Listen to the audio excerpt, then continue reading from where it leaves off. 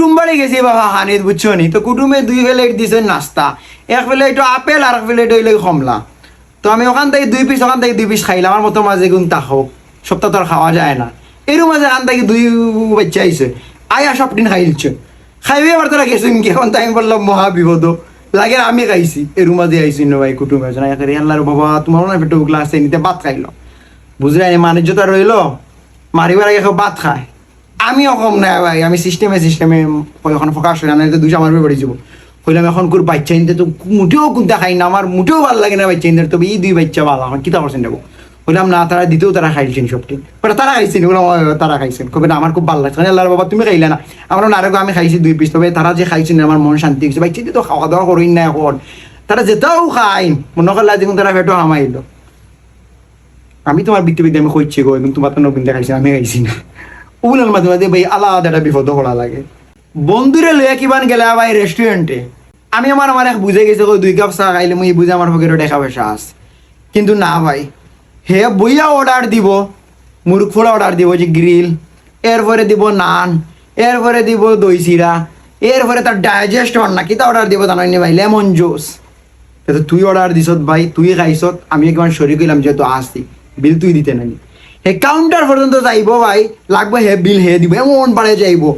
Counter খালি গেল আর বিল কত আইছে, কারণ উনার পরে খান তার ফোন আইও রে ভাই, তকদির রে ভাই, খান তাই যে ফোনে আল্লাহ জানে। এখন তো ফোন কাটে না, এখন তুমি গুড়িতে লগ বলো, এখন তো তার ফোন কাটে না ভাই। এখন এবার বিল দিতে না, ম্যানেজার কর ভাই আপনার কত, এবার দিয়ে যে ওয়েটার যেগুলো গই আইছে হেও টিপস দিত তার মনে হেও জানে একটা জ্যাম লাগি যায় ভাই।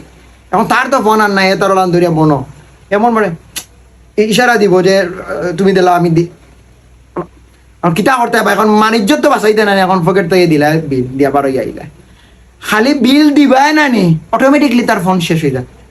ইয়া তুই দিলে শোধ নি, আচ্ছা দা বাদে এমনি বুঝবো না, কেউ আর বুঝতো ভাই জিন্দগি যাইব গে, আর এই বিষয় লইও হেমাত্ত না।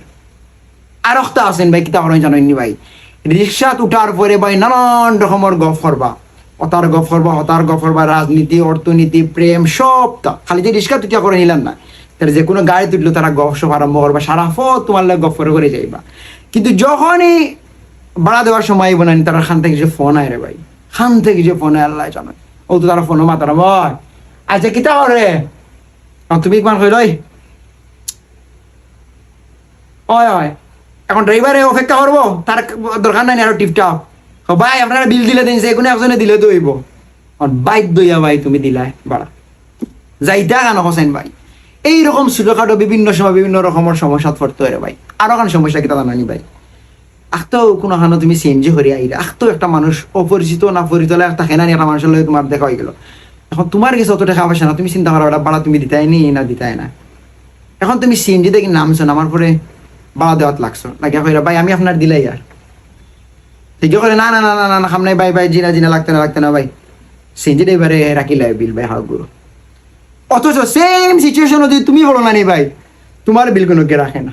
এখন তুমি কিবা সিএনজিত বনো হেগু যার কি নামিয়া কইলা ভাই আমি বাড়া আমি দিমু, হয়তো সিএনজি ড্রাইভারে টান মারি নিয়ে যায় যাইতা এখন কোসাইন ভাই, যাওয়ার কোনো জায়গা না।